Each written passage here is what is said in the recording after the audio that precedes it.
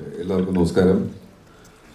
എന്നെക്കുറിച്ച് തന്നെ എന്നെ പരിചയപ്പെടുത്തേണ്ട കാര്യമില്ല. എന്നാലും തുടക്കത്തിൽ രാജേഷ് പറഞ്ഞു ഞാൻ ഒരുപാട് സ്ട്രഗിളിലൂടെ വന്ന ആളാണെന്ന്. അത്തരം ഒരുപാട്, അത് സത്യമാണ്. അതിനെല്ലാം ഒരു ഫുൾഫിൽനെസ് കിട്ടല്ലേ, നമുക്കൊരു തൃപ്തി കിട്ടുന്ന മൊമെൻ്റാണിത്. കാരണം എൻ്റെ ജീവിതത്തിൽ ഇതൊക്കെ ഇത് സ്വപ്നമാണോ സത്യമാണോ എന്നൊക്കെ ചോദിച്ചു കഴിഞ്ഞാൽ അത് പറയാൻ എന്താ പറയുക, ഭയങ്കര ഭാഗ്യം. മണിസാറിൻ്റെ കൂടെ വർക്ക് ചെയ്യുന്നു, അതും മണിസാറും കമൽ സാറും വർക്ക് ചെയ്യുന്നു. കമൽ സാറിനെ ദൂരത്തുനിന്ന് കാണണമെന്ന് ആഗ്രഹിച്ചിട്ടുള്ള ആളാണ്. പൊന്നിയിൽ സെൽവൻ്റെ ഫംഗ്ഷന് മണിസാറെ വിളിച്ചിട്ട് ഞാൻ പോയപ്പോൾ സാറിനെ ഒന്ന് ക്ഷയിക്കാൻ കൊടുക്കാൻ പോലും എനിക്ക് പറ്റിയില്ല. അതിനുശേഷമാണ് ഈ പടത്തിൽ ഞാൻ വരുന്നത്, അഭിനയിക്കുന്നത്. അപ്പോൾ അതിനുശേഷം എനിക്ക് സാറായിട്ട് സംസാരിക്കാൻ പറ്റി, ഭക്ഷണം കഴിക്കാൻ പറ്റി, ഒരുമിച്ചിരിക്കാൻ പറ്റി. അത് എന്താ പറയുക, ഞാൻ നേരത്തെ പറഞ്ഞ ഒരു ഫുൾഫിൽനെസ് എന്ന് പറയില്ലേ, തൃപ്തി. എനിക്കൊരു തൃപ്തി തന്നതാണ് ഈ മൊമെൻറ്റ്. ദൈവത്തിന് നന്ദി, താങ്ക് യു. അതുപോലെ Gopalan sir, thank U sir. നമുക്കൊക്കെ തരുന്ന സപ്പോർട്ട് ഭയങ്കരമാണ്, അതിനും നന്ദി. കൂടെയുള്ള അശോകായാലും എല്ലാവരും സുഹൃത്തുക്കളാണ്. ഞങ്ങൾ രണ്ടുപേരും ഒരുമിച്ച് അഭിനയിച്ചിട്ടുണ്ട്, പക്ഷെ ഞങ്ങൾ അഭിനയിച്ചിട്ടില്ല.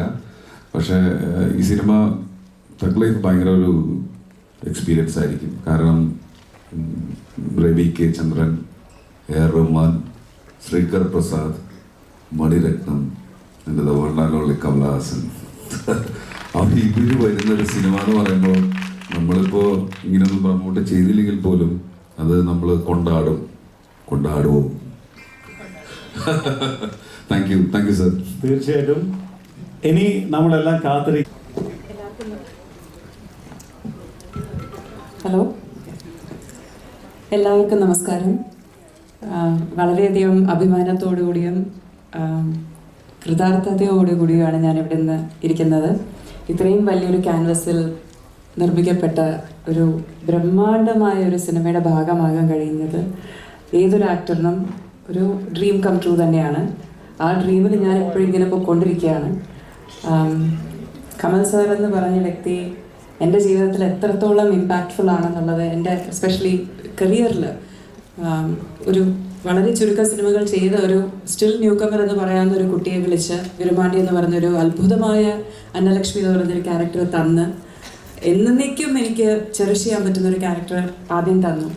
അത് കഴിഞ്ഞിട്ട് സിനിമ എന്തൊരു ബ്രേക്ക് എടുക്കാമെന്ന് പറഞ്ഞ് പഠിക്കാനൊക്കെ പോയി സിനിമയിൽ നിന്ന് വളരെ ദൂരത്ത് പോയ ഒരാളെ ഇല്ലല്ല, നീ തിരിച്ച് സിനിമയിൽ തന്നെ വരണം എന്ന് പറഞ്ഞ് തിരിച്ച് വിളിച്ചുകൊണ്ട് വന്ന് സാറിൻ്റെ തന്നെ വിശ്വരൂപം എന്ന് പറഞ്ഞ സിനിമയിൽ ഡബ്ബിങ്ങിന് വിളിച്ച് അതിനുശേഷം എപ്പോൾ ഏതെങ്കിലും ഒരു ക്യാരക്ടർ ഉണ്ടെങ്കിൽ ഡബ്ബിങ്ങിനോ അല്ലെങ്കിൽ വേറെ എന്തെങ്കിലും ഒരു തരത്തിൽ സാറിൻ്റെ കൂടെ വർക്ക് ചെയ്യാൻ പറ്റുമെങ്കിൽ എപ്പോഴും എനിക്ക് ആ ഒരു ഡോറ് തുറന്നു വെച്ചിരുന്നു സാറ്. അതിനുശേഷം ഇപ്പോൾ ഇതാ തഗ് ലൈഫ്. ഇതിൽ സാറ് മാത്രമല്ല, സാറിൻ്റെ കൂടെ അഭിനയിക്കുന്നത് എനിക്ക് എപ്പോഴും സന്തോഷമുള്ള കാര്യമാണ്. അതിനുപരി മണിരത്നം എന്ന് പറഞ്ഞ ഇന്ത്യയിലെ തന്നെ ഏറ്റവും മികച്ച ഡയറക്ടേഴ്സിലൊരാൾ, അദ്ദേഹത്തിൻ്റെ കൂടെ വർക്ക് ചെയ്യാൻ കഴിയുന്നത്. എ ആർ റഹ്മാൻ സാറിൻ്റെ മ്യൂസിക്കിൽ ഒരു നമ്മുടെ ഫേസ് സ്ക്രീനിൽ വരുമ്പോൾ അതിന് റഹ്മാൻ സാർ സംഗീതം പകരുക എന്ന് പറയുമ്പോഴത്തേക്കും എനിക്ക് ശരിക്കും it is like dream come true തന്നെയാണ്. അതുമാത്രമല്ല, സിലംബരസൻ, ട്രിഷ, ജോജു ഏട്ടൻ, അശോക്, ഇവരെല്ലാവരും it's a wonderful star cast. ഇതിനോടൊപ്പം ഞാനും ഉണ്ട് എന്നുള്ളത് തന്നെ എനിക്ക് വളരെയധികം ഒരു അഭിമാനം തോന്നുന്നു. ഞാൻ കൊച്ചിയിൽ കുറേ നാളുകൾക്ക് ശേഷമാണ് കൊച്ചി വരുന്നത്. നമ്മുടെ നാട്ടിൽ വന്ന എൻ്റെ ജനങ്ങളുടെ കൂടെ ഈ ട്രെയിലർ പങ്കുവയ്ക്കുന്നത് എനിക്ക് വളരെ സന്തോഷമായിട്ടുള്ളൊരു മുഹൂർത്തമാണ്. And Gopalan sir, thank you so much. സിനിമയ്ക്ക് താങ്കൾ ചെയ്യുന്നത് വളരെയധികം ഒരു it's a wonderful thing. Thank you so much for promoting lovely cinema always.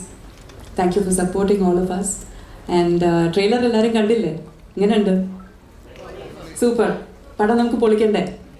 അപ്പോൾ ജൂൺ 5 എല്ലാവരും തിയേറ്ററിലേക്ക് വരിക, കുടുംബസമേതം വരിക, പിന്നെയും വരിക. ഒരു പ്രാവശ്യം കണ്ടാൽ മതിയാവില്ല. സോ പിന്നെയും വന്ന് അടിപൊളി സിനിമയായിരിക്കും, കണ്ട് രസിക്കാം. Thank you so much sir. ഞങ്ങളുടെ ജോജു ചേട്ടനെ അങ്ങോട്ട് എടുത്തിരിക്കുകയാണ് ഈ സിനിമയിലൂടെ. തിരിച്ച് ഞങ്ങൾക്ക് എന്നും വേണം കേരളത്തിലേക്ക്. അതിനോടൊപ്പം